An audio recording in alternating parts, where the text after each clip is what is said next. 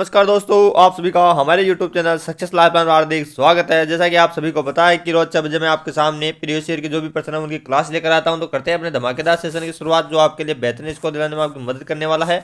और प्रश्न नंबर 1 आपके सामने, अशोक की रानी का स्तंभ लेख कौन से स्थान से प्राप्त हुआ है? क्या बताना आपको कि जो सोम के रानी का अभिलेख है वो कहाँ से प्राप्त हुए हैं? ऑप्शन नंबर ए है दिल्ली, ऑप्शन नंबर बी है मथुरा, ऑप्शन नंबर सी है बिहार, ऑप्शन नंबर डी है इलाहाबाद। तो दोस्तों, जो अशोक की रानी है उसके स्तंभ कहाँ से प्राप्त हुए हैं? तो इलाहाबाद से प्राप्त हुए हैं। ऑप्शन नंबर डी इसका राइट आंसर हो जाएगा। 2023 में प्रश्न पूछा गया था। सारे प्रश्न मोस्ट इंपोर्टेंट है, एक भी क्वेश्चन आपको स्किप नहीं करना है कि अशोक की रानी का स्तंभ लेख कहाँ से प्राप्त हुआ है। तो इलाहाबाद आपको करेक्ट आंसर कर देना है।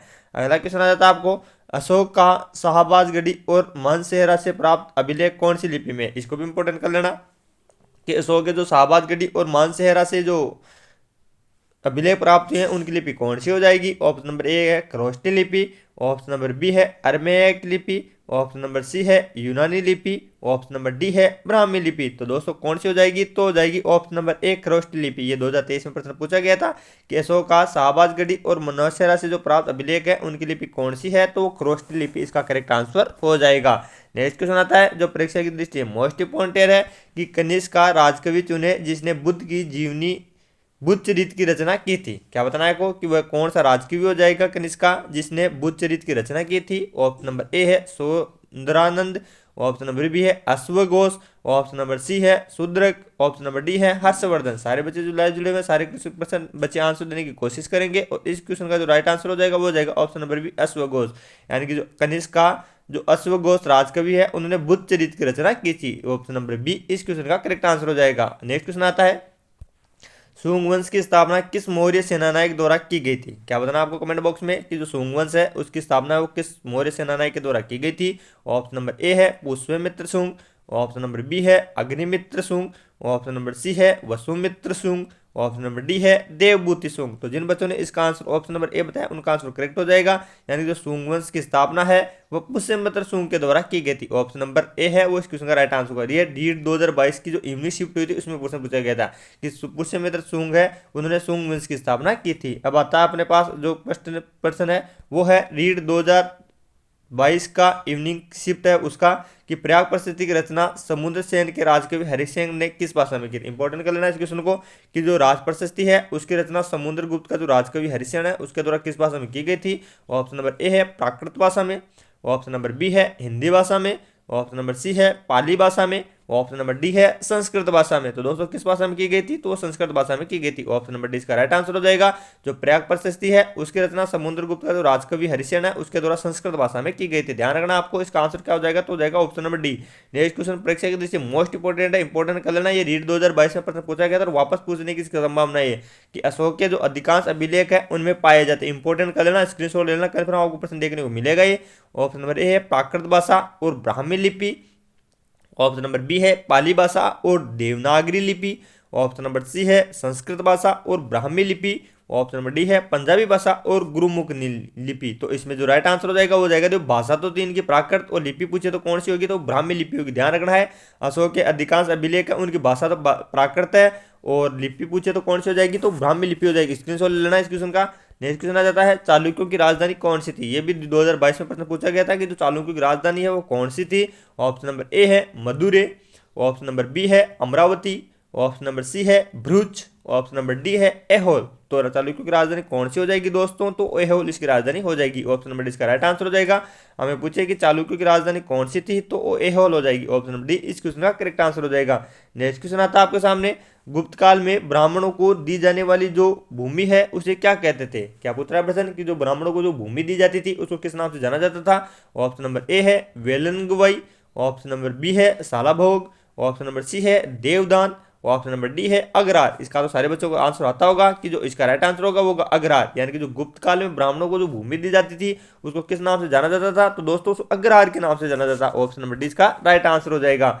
अगला क्वेश्चन है, मेगस्थनीज ने मौर्य प्रशासन में सैनिक गतिविधियों के संचालन के लिए कितनी उप समितियों का उल्लेख किया है? क्या बताना है कि जो मौर्य साम्राज्य हुआ है उसमें सैनिक गतिविधियों के संचालन के लिए कितनी उप समितियों का उल्लेख किया गया है? ऑप्शन नंबर ए है 4, ऑप्शन नंबर बी है 6, ऑप्शन नंबर सी है 8, ऑप्शन नंबर डी है 10। तो कितनी की गई है दोस्तों? तो वो 6 की गई। यानी कि कितनी उप समितियों की का उल्लेख किया गया है, तो 6 उप समितियों का उल्लेख किया गया है। किसमें? मौर्य प्रशासन में सैन्य गतिविधियों के संचालन के लिए 6 उप समितियों का उल्लेख किया गया है। ऑप्शन नंबर बी इस क्वेश्चन का राइट आंसर हो जाएगा। अगला क्वेश्चन आ जाता है, भीतरगांव का मंदिर कहां पर स्थित है? क्या बताना है कि जो भीतरगांव है उसका मंदिर कहां पर स्थित है? ऑप्शन नंबर ए है Uttar Pradesh, option number B है बिहार, ऑप्शन नंबर सी है उड़ीसा, ऑप्शन नंबर डी है बंगाल। तो भीतरगांव का मंदिर कहां पर स्थित हो जाएगा दोस्तों? तो उत्तर प्रदेश में स्थित हो जाएगा। ऑप्शन नंबर इसका राइट आंसर है। जो भीतरगांव का मंदिर है वो उत्तर प्रदेश में स्थित है। अगला क्वेश्चन आपके सामने, कौन से नाटक में गुप्त काल में एक गरीब मछुआरे के राज कर्मचारियों के दुर्व्यवहार की बात कही गई है? यानी कि वो कौन सा नाटक हो जाएगा जिसमें गुप्त काल में एक गरीब मछुआरे के साथ जो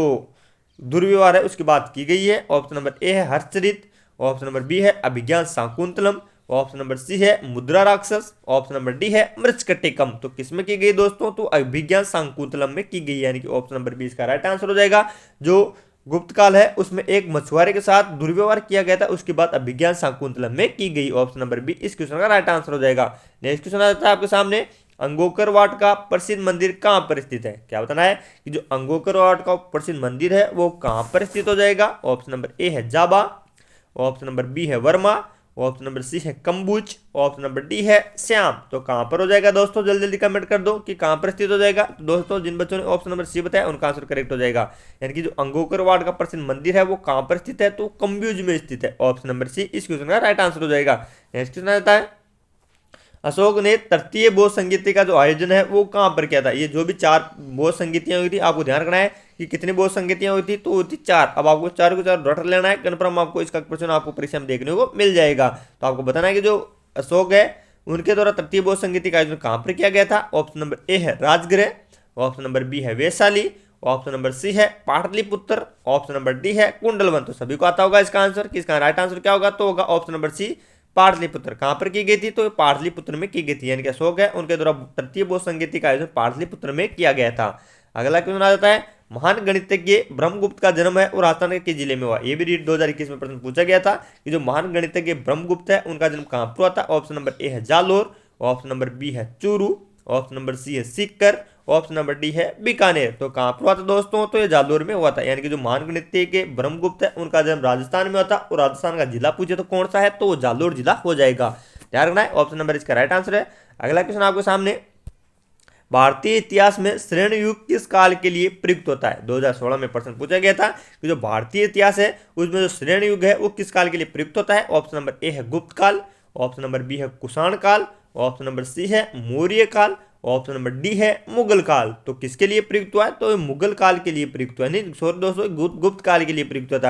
यानी कि भारतीय इतिहास में श्रेणी युग है वो किसके लिए प्रयुक्त हुआ है? तो गुप्त काल के लिए प्रयुक्त हुआ था। ऑप्शन नंबर ए इसका राइट आंसर हो जाएगा। अगला क्वेश्चन आ जाता है आपके सामने, स्वर्ण बेलगोला स्थित बाहुबली की महान प्रतिमा का निर्माण है वो किस काल में हुआ था? क्या बताना आपको? स्वर्ण बेलगोला कर्नाटक है, वहां पर जो स्थित बाहुबली की महान प्रतिमा है उसका निर्माण है वो किस काल में हुआ था? ऑप्शन नंबर ए है होयसल, ऑप्शन नंबर बी है गंग, ऑप्शन नंबर सी है राष्ट्रकूट, ऑप्शन नंबर डी है चालुक्य। तो किस में हुआ था दोस्तों? तो ये गंग में हुआ था। यानी कि ऑप्शन नंबर बी इसका राइट आंसर हो जाएगा। हमें पूछे कि स्वर्ण बेलगोला कर्नाटक है, उसमें बाहुबली की जो महान प्रतिमा है उसका निर्माण गंग में हुआ था, यानी कि जो गंग काल है उसमें इसका निर्माण हुआ था। नेक्स्ट क्वेश्चन आता है, इंडिका का लेखक कौन था? ये 2016 में प्रश्न पूछा गया था कि जो इंडिका है उसका लेखक कौन था? ऑप्शन नंबर ए है कौटिल्य, ऑप्शन नंबर बी है मेगस्थनीज, ऑप्शन नंबर सी है प्लिनी, ऑप्शन नंबर डी है विष्णुगुप्त। तो कौन हो जाएगा? जल्दी जल्दी बता दो कि इंडिका है उसका लेखक कौन है? तो उसका लेखक जो होगा मेगस्थनीज, जो किसके दरबार में रहता था? तो चंद्रगुप्त मौर्य के दरबार में रहता था, जिसने इंडिका नामक एक लेख था उसकी रचना की थी। यानी कि ऑप्शन नंबर बी अपना राइट आंसर हो जाएगा। अगला क्वेश्चन है, कम्ब्यूज स्थित अंगोकर वाट का विष्णु मंदिर है वो किसने बनाया? क्या बताना है कि जो कम्ब्यूज में अंगोकर वाट का विष्णु मंदिर है उसका निर्माण किसके द्वारा करवाया गया? ऑप्शन नंबर ए है सूर्यवर्मा प्रथम, ऑप्शन नंबर बी है जयवर्मा चतुर्थ, ऑप्शन नंबर सी है सूर्यवर्मा द्वितीय, ऑप्शन नंबर डी है यशोवर्मा तृतीय। तो किसने किया था? तो क्या था? सूर्यवर्मा द्वितीय ने। ध्यान रखना है, जो सूर्यवर्मा द्वितीय है उनके द्वारा कम्ब्यूज में अंगोकर वाट का विष्णु मंदिर बनवाया गया था। ऑप्शन नंबर सी का राइट आंसर हो जाएगा, सूर्यवर्मा द्वितीय। नेक्स्ट क्वेश्चन है, सम्राट अशोक के किस व्रत शिलालेख में पड़ोसी देशों का वर्णन है? क्या बता देना है कि जो सम्राट अशोक है उसके किस व्रत शिलालेखों में पड़ोसी देशों का वर्णन किया गया है? ऑप्शन नंबर ए प्रथम अभिलेख में, ऑप्शन नंबर बी है पंचम शिलालेख में, ऑप्शन नंबर सी है अष्टम, ऑप्शन नंबर डी है 13वां। तो किसमें किया गया दोस्तों, तो 13वें में किया गया। ऑप्शन नंबर डी इसका राइट आंसर हो जाएगा। जो सम्राट अशोक है उनके जो वर्ष शिलालेख 13वां है उसमें पड़ोसी देशों का वर्णन किया गया था। ऑप्शन नंबर डी इसका राइट आंसर है। नेक्स्ट क्वेश्चन आपके सामने, कर्मचारी वेतनभोगी है जबकि किसान राजा की भूमि जोतते हैं। चीनी यात्री का यह कथन किस शासक के संदर्भ में कहा गया था। इंपोर्टेंट कर लेना इस क्वेश्चन को कि जो कर्मचारी है वो तो वेतनभोगी है और किसान है वो राजा की भूमि को जोतते हैं। तो ये कथन है वो किस राजा के संदर्भ में कहा गया है। ऑप्शन नंबर ए है हर्षवर्धन, ऑप्शन नंबर बी है चंद्रगुप्त प्रथम, ऑप्शन नंबर सी है Chandragupta second, option number D है समुद्रगुप्त। तो किसके लिए कहा गया है, तो चंद्रगुप्त सेकंड के लिए कहा गया था। ऑप्शन नंबर सी इसका राइट आंसर हो जाएगा। यानी कि जो कर्मचारी तो वेतनभोगी है जबकि किसान राजा की भूमि जोतती है, ये कथन चंद्रगुप्त सेकंड के लिए कहा गया है। नेक्स्ट क्वेश्चन आता है, किस चोल शासक ने पल्लवों को हराकर कांची पर अधिकार कर लिया। क्या बता देना आपको कि जो कौन सा चोल शासक हो जाएगा जिसने पल्लवों को हराकर कांची पर अधिकार कर लिया था।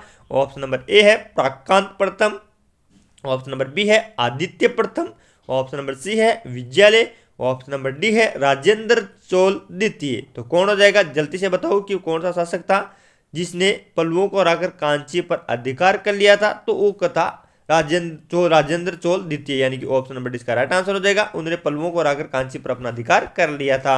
नेक्स्ट क्वेश्चन आ जाता है, दक्षिण भारत के किस राजवंश ने राज्य को राष्ट्रकूटम तथा ग्राम में विभाजित किया था। क्या बता देना है, 2012 में प्रश्न पूछा गया था कि दक्षिण भारत के किस राजवंश ने राज्य को राष्ट्रकूटम तथा ग्राम में विभाजित कर दिया था। Option number Chola, option number B है पल्लव, ऑप्शन नंबर सी है राष्ट्रकूट, ऑप्शन नंबर डी है चालुक्य। तो कौन थे वो, तो हो जाएंगे पल्लव, यानी कि जो पल्लव है उनके द्वारा दक्षिण जो भारत है उसमें राज्य को राष्ट्रकूटम तक ग्राम में विभाजित कर दिया था। ऑप्शन नंबर 20 का राइट आंसर हो जाएगा। अगला क्वेश्चन है दोस्तों, वो है किस राजवंश के समय कन्हेरी विश्वविद्यालय प्रसिद्ध हुआ। 2012 में प्रश्न पूछा गया था कि वो किस राजवंश हो जाएगा जिसमें कन्हेरी विश्वविद्यालय प्रसिद्ध हुआ था। ऑप्शन नंबर ए है राष्ट्रकूट, ऑप्शन नंबर बी है चोल, ऑप्शन नंबर सी है चालुक्य, ऑप्शन नंबर डी है पल्लव। तो कौन हो जाएगा, तो राष्ट्रकूट वंश हो जाएगा, यानी कि ऑप्शन नंबर ए इसका राइट आंसर हो जाएगा। जो कन्हेरी विश्वविद्यालय है वो राष्ट्रकूट इसका right answer, option number A यानी राइट आंसर है।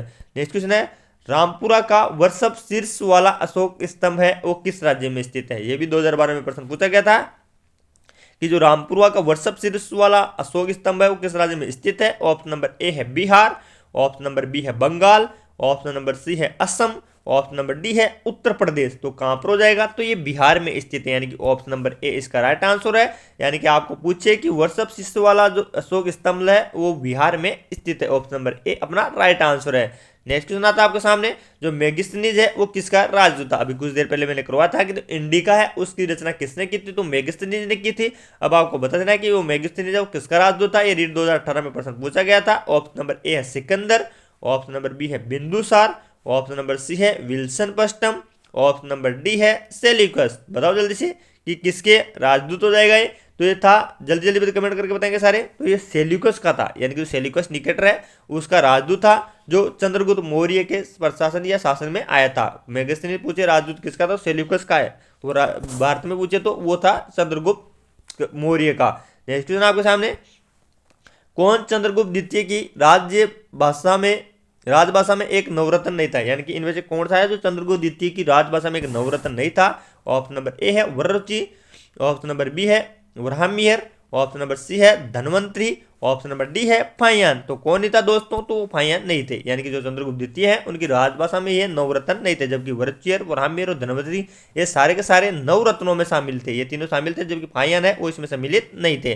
नेक्स्ट क्वेश्चन आता है आपके सामने, विष्णु के भक्त क्या कहलाते हैं। ये 2018 का प्रश्न है कि जो विष्णु के भक्त है वो क्या कहलाते हैं। ऑप्शन नंबर ए है नेन्यार, ऑप्शन नंबर बी है पाशुपत, ऑप्शन नंबर सी है म्यांमार, ऑप्शन नंबर डी है चीन। तो विष्णु के भक्त वो क्या कहलाते थे, तो म्यांमार कहलाते थे। ऑप्शन नंबर सी का राइट आंसर है। आपको पूछे कि विष्णु के भक्त वो किस नाम से जाने जाते हैं, तो म्यांमार के नाम से जाने जाते हैं। नेक्स्ट क्वेश्चन आपके सामने, पेंगन वंश का आनंद मंदिर कहां पर स्थित है। क्या बताना है कि जो पेंगर वंश का आनंद मंदिर है वो कहां पर स्थित हो जाएगा। ऑप्शन नंबर ए है पाकिस्तान में, ऑप्शन नंबर बी है भारत में, ऑप्शन नंबर सी है अलवार में, ऑप्शन नंबर डी है लिंगायत में। तो कहां पर स्थित हो जाएगा दोस्तों, तो पाकिस्तान में स्थित है। ऑप्शन नंबर इसका राइट आंसर है। नेक्स्ट क्वेश्चन आता है आपके सामने, गुप्त काल में सुदूर पश्चिम में प्रसिद्ध व्यापारिक केंद्र कौन सा था। क्या बताना है कि गुप्त काल था उसमें सुदूर पश्चिम में प्रसिद्ध व्यापारिक केंद्र कौन सा हो जाएगा। ऑप्शन नंबर ए है विदिशा, ऑप्शन नंबर बी है पुरुषपुर, ऑप्शन नंबर सी है अहिछत्र, ऑप्शन नंबर डी है पैठन। तो कौन सा हो जाएगा दोस्तों? तो पैठन हो जाएगा। यानी गुप्त काल में जो पश्चिम में प्रसिद्ध व्यापारिक केंद्र था तो वो पैठन इसका राइट आंसर हो जाएगा। नेक्स्ट क्वेश्चन आ जाता है, हिंद यूनानी शासकों के बारे में जानकारी का मुख्य स्रोत कौन सा है? क्या बताना है कि जो हिंद यूनानी शासक हुए हैं उनके बारे में जो जानकारी के मुख्य स्रोत वो कौन से हो जाएंगे? ऑप्शन नंबर ए है यात्रियों का वृत्तांत, ऑप्शन नंबर सी है बी है बौद्ध साहित्य, ऑप्शन नंबर सी है सिक्के, ऑप्शन नंबर डी है जैन साहित्य। तो दोस्तों इसका राइट आंसर होगा वो होगा ऑप्शन नंबर सी सिक्के। यानी कि जो सिक्के हैं उनसे हमें जो हिंदी यूनानी शासक है उनके बारे में जानकारी मिलती है। तो दोस्तों ये थी अपनी रीट की जो प्रीवियस ईयर में आई हुए क्वेश्चन है उनकी बेहतरीन क्लास। आशा करता हूं कि आपको क्लास अच्छी लगी होगी। अगर अच्छी लगी है तो चैनल को सब्सक्राइब कर लेना, क्योंकि रोज मैं आपके सामने जो प्रीवियस ईयर के क्वेश्चन है उनकी बेहतरीन क्लास लेकर आता हूं। अगर आपको बेहतरीन स्कोर करना है तो चैनल को सब्सक्राइब करना ही पड़ेगा। तो मिलते हैं कल इसी प्रकार की बेहतरीन क्लास के साथ। तब तक के लिए जय हिंद, जय भारत।